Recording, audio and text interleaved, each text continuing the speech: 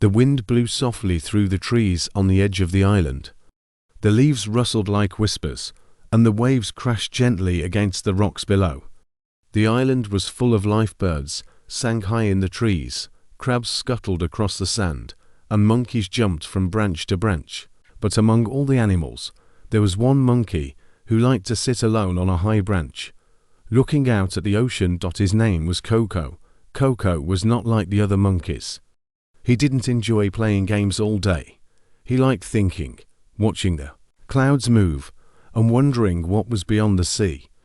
While the other monkeys made fun of him for being different, Coco didn't mind. He found peace in the sound of the waves and the sight of the wide, open water. One afternoon, as Coco picked ripe mangoes from a tree near the shore, he saw something strange moving in the water. It wasn't a fish or a dolphin. It was larger, smoother, and darker. Curious, Coco climbed down the tree and walked closer to the edge of the rocks. "Hello there," came a deep voice from the sea. Coco jumped back. He had never heard a voice from the ocean before. "Who's there?" he asked. A large head popped out of the water. It was a shark, but not a scary one. His eyes were wide and kind, and his smile seemed warm.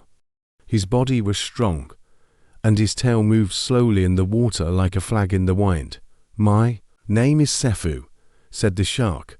"I've seen you many times from the water. You always look so thoughtful up there in the trees." Coco blinked. "You've been watching me." "Only sometimes," said Sefu. "I swim near this island every day. You're not like the other monkeys. You're different." Coco felt a strange warmth in his chest. No one had ever noticed that before. "Thank you," Coco said. "I'm Coco," and so began the first conversation between a monkey and a shark. At first, Coco didn't know if he could trust Sefu. After all, sharks were known to eat anything that moved.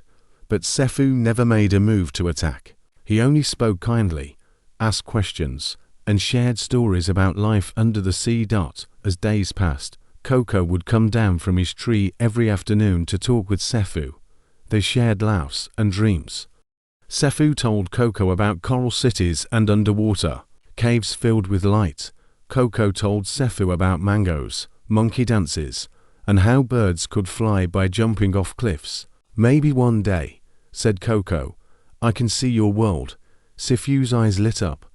"You really want to?" "Of course," said Coco. "I've only ever seen this island. I want to know more." "Then come with me," Sefu said.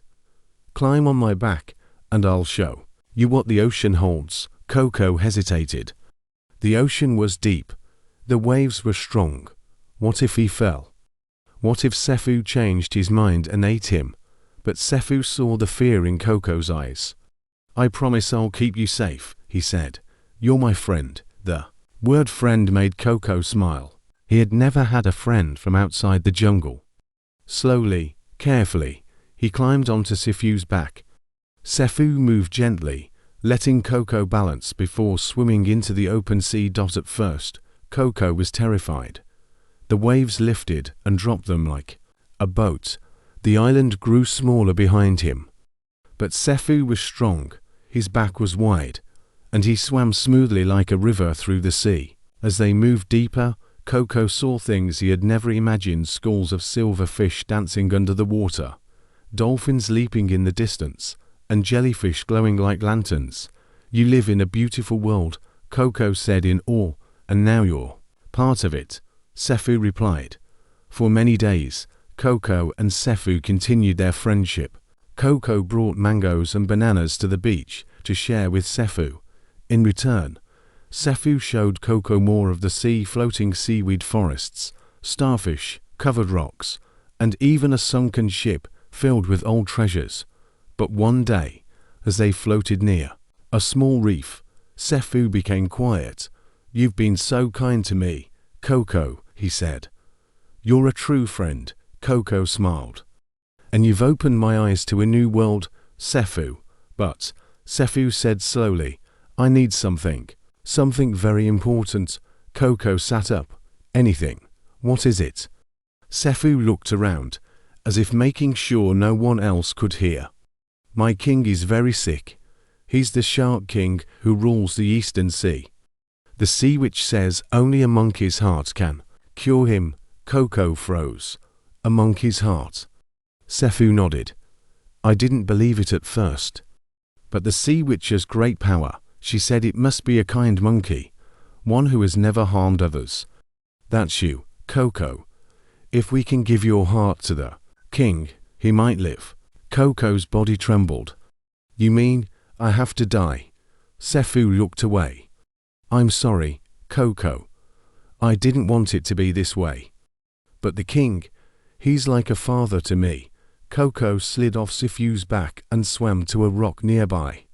Shaking with fear. You, lead to me, he whispered. No. Sefu said. I didn't lie. I meant everything. I care about you, Coco. But this is something I can't ignore. Without the king, our world will fall into chaos. He brings peace to the oceans. Coco looked at the waves. His heart pounded in his chest. The sea that had once looked so beautiful, now felt cold and cruel. He remembered the mango trees, the warm sun, the feeling of the wind in his fur. He didn't want to die. Not like this, but I thought we were friends, Coco said softly. We are, said Sefu. That's why it hurts me so much. I wish there was another way. Coco stood silently, thinking fast. Then, suddenly, an idea came to him. Sefu, he said, turning back, I want to help you. I really do, but I can't give you my heart right now. Why not? Sefu asked. Because I left it at home. Coco said. Se if you blinked. You. What? Monkeys don't carry their hearts all the time, Coco said quickly, trying to sound serious. We keep them in special trees, for safety. Mine is hanging in the highest mango tree on the island.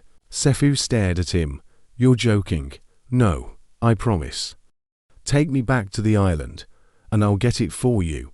For a long moment, Sefu was quiet. Then he slowly nodded. Okay. I trust you. He turned around, letting Coco climb on his back again. The ride back was quiet. Coco looked at the waves. But this time he saw something different. Not beauty, not peace, but a test. He had to survive. As they reached the shore, Coco jumped off Sefu's back. Wait here, he said. I'll be right back. He ran into the trees as fast as he could. He didn't stop, not until he reached the top of the tallest tree. There, he looked down at the sea. Sefu was still waiting.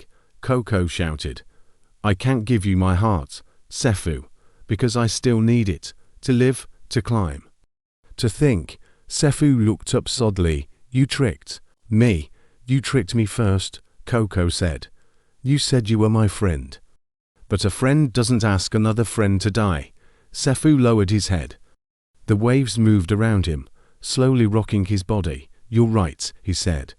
I let my fear for the king blind me. I forgot what friendship truly means. Coco felt his anger begin to fade. He looked at Sefu one last time. I hope your king finds another way, he said. Sefu nodded. So do I, and with a splash, the shark turned and disappeared into the deep blue sea. Coco sat in the tree, watching the horizon. He had lost a friend, but he had kept his life. And he had learned something important. Sometimes, even a friend can test your trust. But true friendship should never come the cost of your heart. The days passed slowly after Sefu left. Coco no longer sat on the high branch near the sea. The breeze that once brought him peace now made him shiver. He had trusted someone from the deep, shared his dreams, laughed with him, and for what? To be tricked, to be sacrificed. The other monkeys noticed the change. Coco no longer brought them fruit or told quiet stories under the stars. He didn't watch the sunset or talk about the clouds. He stayed away, deep in thought, unsure of who he was anymore. One morning, while climbing to find breakfast, he saw a young monkey stuck in the branches of a thorn bush. The little one had been chasing a butterfly and had fallen. Coco rushed to help. Carefully, he pushed the branches apart, pulled the thorns from the monkey's fur, and guided him down. "Thank you," the young monkey said. Eyes wide with relief, Coco smiled softly. "Be careful next time. The forest can be dangerous if you don't know where to step." It was only a small act, but it reminded Coco of something important, even if someone had hurt him. It didn't mean he should stop being kind. Kindness wasn't weakness, it was strength. It was the heart that Sefu had wanted so badly. Still, part of Coco wondered if he would ever see the shark again. One afternoon, as the sun lowered and painted the ocean gold, Coco sat under a tree. By the beach, he stared at the waves and sighed. Just then, he heard a gentle splash. His ears twitched. Was it a dolphin? A turtle? No, it was Sefu. Coco stood up quickly and backed away. "Why are you here?" Sefu floated near the shore, his head low. He looked thinner, slower. "I didn't come to hurt you, Coco. I came to say I'm sorry." Coco said nothing. The breeze carried the smell of salt and seaweed. Sefu continued, "After I left, I thought about what you said. I thought about what I almost did. I was willing to trade your life for the king's, but at what cost? I would have lost a true friend." Coco crossed his arms. "A friend doesn't betray trust. A friend doesn't lie." "I know," said Sefu, "and I won't ask for your forgiveness. But I want you to know, I went back to the sea witch. I told her I wouldn't take your heart, that I wouldn't trade someone else's life, even for the king's." Coco frowned.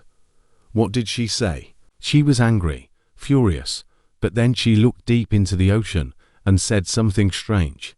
She said, 'Only the heart that chooses kindness over power is strong enough to heal the king.'"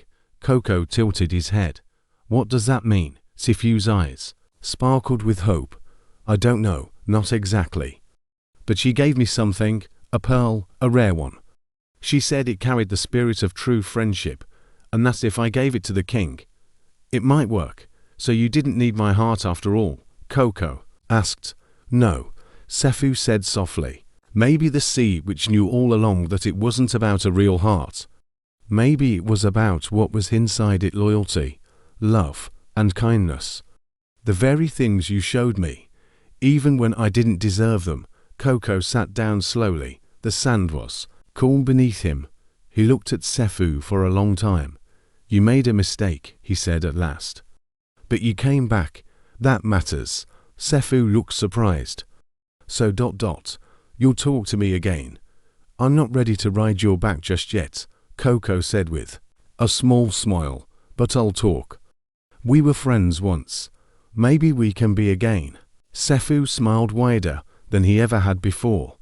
That evening, Sefu told Coco what happened next.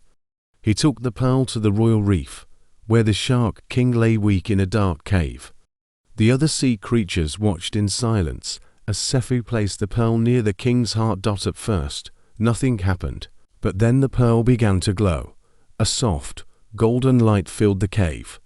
The king stirred, blinked, and let out a deep breath. His wounds closed, and his strength returned. The ocean cheered. The sharks didn't understand at first. How could a pearl do what nothing else could? Sefu explained. It was not magic alone. It was the meaning behind it, the choice of mercy over harm. The strength of a heart that refused to break another, even when afraid. The shark king nodded. "Then your friend has given me more than life. He has reminded us all what it means to lead with compassion." Back on the island, Coco listened quietly. He didn't know what to say. He felt proud, but also unsure. "Will they come from me now?" he asked. "For more kindness? More pieces of my heart?" "No," Sefu said. "The king made a new law. No creature of the sea shall harm any creature of the land without reason, and no gift of friendship should ever be repaid with betrayal." Coco nodded. That sounded fair. As time passed, Coco and Sefu began to speak more often. Slowly, the trust returned. They didn't talk about hearts or magic. They talked about clouds, currents, fruits, and coral. They laughed again, softer now, but real. Coco even brought other monkeys to the shore. At first, they were scared, but Sefu didn't come close. He simply waved his fin and watched from a distance. Over time, the monkeys grew curious, then comfortable. One day, a young monkey said, "Is it true you saved a king?" Sefu looked at Coco and smiled. "Not alone. I had help from someone braver than me." The monkey grinned. "You mean Coco?" "Yes," Sefu said. "And I hope you all learn from him. Bravery isn't about fighting. It's about doing the right thing, even when it's hard." The monkeys began to respect Coco more after that. They listened to his stories, helped him gather fruit, and asked him questions about the sea. Coco never bragged. He simply shared what he knew. He had been tested. His heart had almost been stolen, but he had come out stronger, wiser, and kinderdot and far beneath the waves. The Shark King ruled with peace. Sefu became a trusted leader in his court, but he always returned to the island, not as a hunter, but as a friend. One evening, as the stars began to appear, Coco sat on his favorite branch. The ocean sparkled in the moonlight. "Do you think things would have been different if I had said yes that day?" He asked. Se if you floated below, looking up, maybe. But then you wouldn't be. You. And the world would have lost something special. Coco smiled. "I guess even the deepest water can hold a little truth. And even the wildest jungle," said Sefu, "can grow a heart stronger than stone." They watched the night in silence. The monkey and the shark, once strangers, now true friends. Their story became a legend, told by monkeys and fish alike. A tale of trust, betrayal, forgiveness, and above all, the power of choosing kindness when it matters most. The end.